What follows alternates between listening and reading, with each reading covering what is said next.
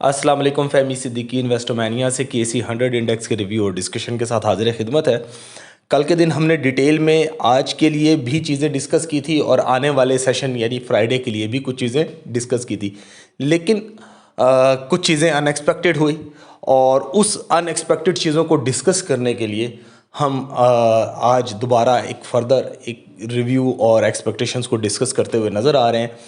आज के दिन इंडेक्स में एक बुलिश मोमेंटम या बुलिश एग्रेशन बड़े ही एग्रेसिव मैनर्स में कंटिन्यू होता हुआ नज़र आया और इस बुलिश मोमेंटम ने इंडेक्स को 42,363 का हाई बनाया, जबकि इंडेक्स की क्लोजिंग ऑलमोस्ट अपने हाइज़ के करीब हुई। ऑन द हाइज़ इंडेक्स की क्लोजिंग हुई 42,349 पे 486 पॉइंट्स का net gain day on day basis पे इंडेक्स में विटनेस हुआ। इंडेक्स ने नेगेटिव जोन में ट्रेड नहीं किया। वॉल्यूम्स की अगर बात करें तो वॉल्यूम्स में हम बहुत अच्छे वेज में एक हमने इंक्रीज़ देखा। 132.60 मिलियन का वॉल्यूम ट्रेड हुआ। लास्ट सेशन में 81.81 मिलियन का वॉल्यूम ट्रेड हुआ था। उसके कंपैरेटिवली 62% का टर्नओवर में इंक्रीज़ नज़र आया। लेकिन जो बात यहाँ पे समझने वाली है वो ये है कि इंडेक्स में ये जो वॉल्यूम जनरेट हुआ इसका most of the biggest chunk, आज के दिन का जो बड़ा चंक था वो हमने लास्ट 2 आवर्स में जनरेट होते हुए देखा, जिससे ये लगा कि अपसाइड्स के ऊपर प्रॉफिट टेकिंग ज़रूर ट्रिगर हुई है और जो चेंज ऑफ हैंड हुआ है वो एक्चुअली डाउन साइड पे नहीं हुआ, वो अप साइड के ऊपर हुआ है। अप साइड के ऊपर जब भी चेंज ऑफ हैंड होता है तो वो इस बात को इंडिकेट कर रहा होता है कि उन इन्वेस्टर्स को अपना माल चिपकाया गया है जो हमेशा थिन आइस पे होते हैं, हमेशा इस व्यू में होते हैं कि कहीं हम रह ना जाएं, फियर ऑफ मिसिंग आउट का वो शिकार नज़र आते हैं और हमेशा अपनी पोजीशंस या शॉर्ट्स को तेज़ी में काटते हुए और हमेशा बाइंग को तेज़ी में करते हुए नज़र आते हैं और हमेशा सेलिंग डेफिनेटली जब मंदी होती है तब करते हैं।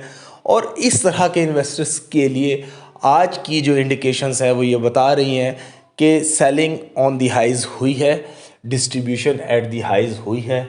हाउएवर कोई रिजेक्शन अपसाइड के ऊपर नज़र नहीं आया। इस रिजेक्शन के ना नज़र आने की बेसिस के ऊपर इंडेक्स में एक फर्दर रिकवरी इंटैक्ट नज़र आ सकती है और वो रिकवरी इंडेक्स को अगर देखा जाए तो 42,390 से 42,560 तक लेकर जाने की सलाहियत रखती है और ये वो लेवल्स हैं जहाँ पे हम वीकली टॉप भी देख रहे हैं। Before start of the week, इस वीक के स्टार्ट होने से पहले हमने ये बताया था कि इंडेक्स में एक रिकवरी बनती हुई नज़र आ रही है, बियर्स एक ब्रीदर लेते हुए नज़र आ रहे हैं और इस ब्रीदर की बेसिस के ऊपर इंडेक्स का जो मोमेंटम है वीक ऑन वीक बेसिस पे वो 42560 का टॉप दिखा रहा है। इंडेक्स उन लेवल्स को टेस्ट करने जा रहा है, लेकिन अब जो चीज़ इंपॉर्टेंट है उसको भी समझने की ज़रूरत है कि इंडेक्स के लिए 42,390 से 42,560 या 42,620 पे कुछ ऐसे रेजिस्टेंसेस हैं जिसको इंडेक्स ने लास्ट 1.5 मंथ से कभी भी सस्टेन नहीं किया और हमने 4 दफ़ा IMF की होप्स के ऊपर रिकवरी को इंटैक्ट देखा है, मार्केट में एक बाउंस होते हुए देखा है और मार्केट ने जब भी IMF की न्यूज़ के ऊपर बाउंस लिया है इन एरियाज से रिजेक्शन भी हमने नज़र आते हुए देखी है और वो जो रिजेक्शन के इंडिकेटर्स हैं वो इस वक्त 42,390 से 42,560 या 42,620 पे लाई कर रहे हैं। अब अगर लेट्स सपोज हम इंडेक्स में ये अज्यूम करें कि इंडेक्स की वीकली क्लोजिंग 42,560 या 42,620 से ऊपर हो जाती है तो यहाँ पे फर्दर कंजेशन नज़र आ रही है। फर्दर कंजेशन कौन सी है? इंडेक्स अब अपने मंथली टारगेट्स को भी टेस्ट करने जा रहा है जो कि 42,700 से 43,500 के दरमियान इस पूरे जुलाई के लिए सजेस्ट किया गया था, जो कि हम स्टिल ये एक्सपेक्ट कर रहे हैं कि अनलाइकली है। इंडेक्स के लिए काफ़ी मुश्किल होगा कि कल के सेशन में 42,390 और 42,560 के ऊपर सस्टेन करे। इन एरियाज़ के ऊपर अगर इंडेक्स जाता भी है तो हम ये एक्सपेक्ट कर रहे हैं कि वहाँ से रिजेक्शन नज़र आएगी और इंडेक्स हो सकता है कि 42,060 या 42,000 से भी नीचे क्लोजिंग कर दे।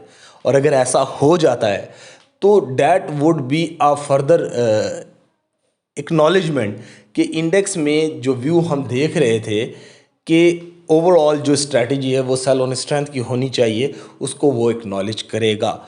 और अगर अपसाइड्स के ऊपर हमारी एक्सपेक्टेशंस के हट के इंडेक्स 42,560 या 42,620 से ऊपर भी क्लोज कर देता है तो बहुत ज़्यादा अपसाइड्स नज़र नहीं आ रही। 42,700, 42,900 फॉलोड बाय 43,500 और 560 ये मंथली रेजिस्टेंसेस हैं। सो अगर आप समराइज़ करें तो 42,390 से लेकर 43,560 तक बहुत बड़ी बड़ी हर्डल्स हैं जहाँ पे वीकली टॉप नज़र आ रहा है, जहाँ पे ऐसे लेवल्स हैं जिसको इंडेक्स ने लास्ट 1.5 मंथ से सरपास नहीं किया।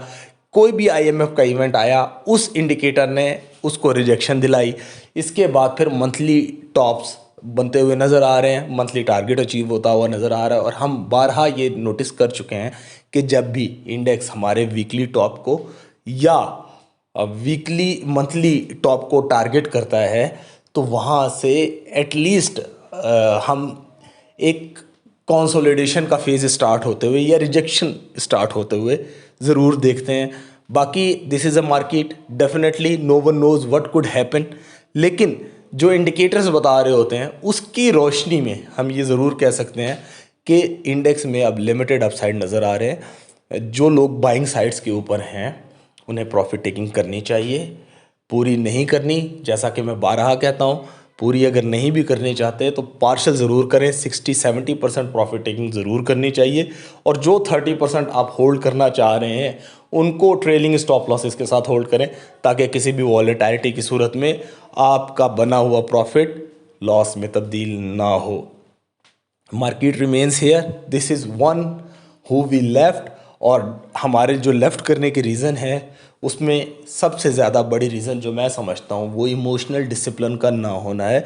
और इमोशनल डिसिप्लिन जब भी आप उसको निगेट करते हैं, उसको इग्नोर करते हैं, आप नुकसान बनाते हैं।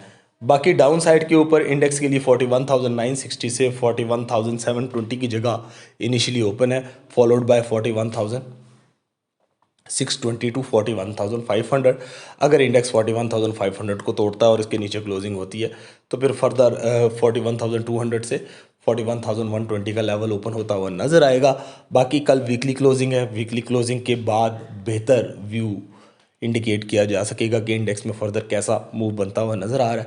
तो इंशाल्लाह जो हमारी बाइंग की स्ट्रेटजी थी मुख्तलिफ स्टॉक्स में, जो हम स्टार्ट ऑफ द मंथ से आप लोगों को सजेस्ट करते चले आ रहे थे, जिसमें PAEL, GTech, waves, GGL, GHNL, GHNI और कुछ और स्टॉक्स थे, ऑलमोस्ट उन सारों ने MLCF और CHCC, ऑलमोस्ट इन सारे स्टॉक्स ने अपने टारगेट्स बना लिए हैं। कुछ 10-15 पैसे ऊपर नीचे के हिसाब से ज़्यादातर स्टॉक्स ऐसे हैं जो जिसकी डिफरेंसेस 10 पैसे, 15 पैसे, 20 पैसे से के करीब रहे हैं। और सारे स्टॉक्स ऑलमोस्ट 90% ने अपना टारगेट अचीव किया। सो जिस तरह की डिस्कस किया कि 70% के अराउंड इनमें प्रॉफिट टेकिंग ज़रूर करनी चाहिए और 30% को आप होल्डिंग रिस्क ले सकते हैं ट्रेलिंग स्टॉप लॉसेस के साथ। बाकी कुछ स्टॉक्स में सेल ऑन स्ट्रेंथ की अपॉर्चुनिटीज़ जनरेट हो सकती हैं, लेकिन हम कोशिश ये करेंगे कि वीकली क्लोजिंग के बाद उन सारी चीज़ों को रिव्यू करें और एक बेहतर वे में आप लोगों को फर्दर नेक्स्ट वीक के लिए स्ट्रैटेजी गाइड कर सकें। अपनी दुआओं में याद रखिएगा। अस्सलाम वालेकुम वरहमतुल्लाह।